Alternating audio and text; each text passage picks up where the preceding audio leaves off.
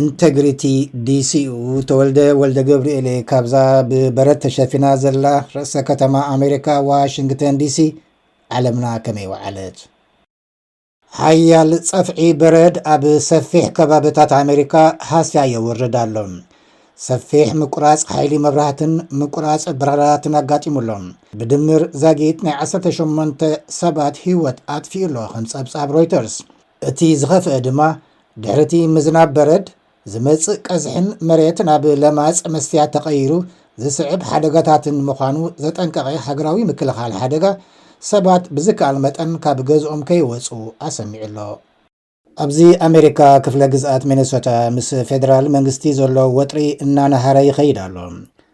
ብመሰረት ሓበሬታ ሮይተርስ ፕሬዚደንት ትራምፕ ኣብታ ግዝኣት ዘስፈሮም ወታደራት ኢሚግሬሽን ንክልተ ዜጋታት ተተኪሶም ድሕሪ ምቕታሎም ካብታ ግዝኣት ጠቕሊሎም ክወፁ መፀዋዕታ ቀፂሉሎም። እቶም ሓይልታት ፌደራል ካብ ሚኒሶታ ጠቕሊሎም ክወፁ ዝፅውዕ ናይ ተቃውሞ ሰልፍታት ኣብ ዝቐፀለሉ እዋን ፌደራል ዳኛ ነቲ ስርሒት ደው ከብሎ ዓቃቢ ሕግታ ግዝኣት ክስ ያቕሪቡሎም። ሕጂ ፌደራላዊ ዳኛ ነቲ ዝቐረበ ፃውዒት ይመዝኖሎም። እቲ ዳኛ ፌደራላዊ ትካላት ምስቲ ብጥይት ዝተቐትለ ኣሌክስ ፕሬቲ ዝተኣሳሰር መርትዖታት ከየጥፍኡ ወይ ከይቂሩ ዝዓግድ ትእዛዝ ሂቡሎም። ከምኡውን ኣብታ ግዝኣት ዝካየድ ዘሎ ስርሒት ስጉምትታት ኢሚግሬሽን ከብቅዕ ኣመሓዳሪ ቲም ወልዝን ካልኦት መራሕቲ እቲ ከባብን ኣብታ ግዝኣት ዝካየድ ዘሎ ፌደራላዊ ስርሒት ምኽባር ኢሚግሬሽን ደው ክብል ይፅውዑ ኣለዉ። ምምሕዳር ትራምፕ ነቲ ፍጻመ ይግምግሞ ኣሎ። ገለ ሰበስልጣን ድማ ኣካላት ፌደራል ኢሚግሬሽን ካብቲ ከባቢ ክወፁ ከም ዝኽእሉ ይሕብሩ ኣለዉ። ተቃውሞን ውግዘትን እቲ ተኽሲ ካብ መራሕቲ እቲ ከባቢ ሰፊሕ ተቃውሞን ኩነንየን ዘሰዓበ ኮይኑ ገሊኦም መንግስቲ ፌደራል ካብ መጠን ንላዕሊ ሓይሊ ይጥቀማሉ ክብሉ ይኸሱ ኣለዉ። ገለ ስዒቡ ዝመጽእ ሕቶታት እቲ ግዝያዊ መግቲኢ ትእዛዝ ኣብ መርመራ እንታይ ትርጉም ኣለዎ? እቲ ብመንግስቲ ዝምራሕ መርመራ ካብ ፌደራል ዝካየድ መርመራ ብኸመይ ክፍለዩ ክህልው ዝኽእል ውፅኢታት ከ እንታይ እዮም ዝብሉ ይርከብዎም። ከም ጸብጻብ ሮይተርስ እቲ ጉዳይ ቅትለት ኣሌክስ ፕሬቲ ኣብ ውሽጢ ሰበስልጣን ፌደራል ከይተረፈ ኣፈላላይ ፈጢሩ ኣሎ።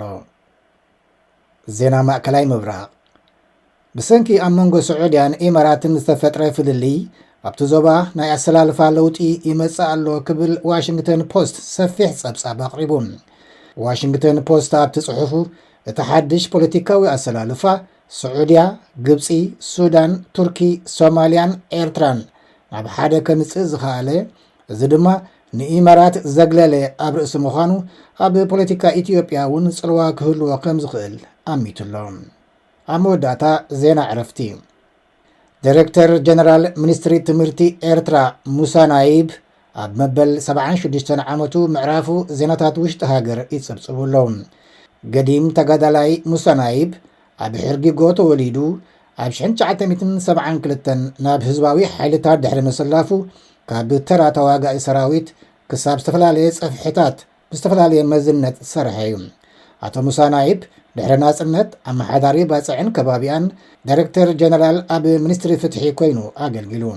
ብሞያ ሕጊ ምሩቕ ዝነበረ ሙሳ ናይብ ኣብ ኮሚሽን ዶብ ኤርትራን ኢትዮጵያን ኣባል ጉጅለ ጠበቓታት ኤርትራውን ኮይኑ ሰሪሑ ነይሩ እዩ። ኣቶ ሙሳ ናይብ ምስ ሰባት ምቕሉልን ትሑትን ምንባሩ ብቐረባ ዝፈልጥዎ ሰባት ይምስክሩ። ስነ ስርዓት ቀብሪ ኣቶ ሙሳ ናይብ ጽባሕ ሰሉስ 27 ጥሪ 2026 ኣብ መካነ መቃብር ሓርበኛታት ኣስመራ ክፍጸም ምዃኑ ንምፍላጥ ተኻይዱሎ። ጽንዓት ንቤተሰብ ናይ ሎሚ ሶኒ ዓለምና ከመይ ወዓለት ዜናታት ብሓፂሩ ዝመስል። ሰናይ ምሸት።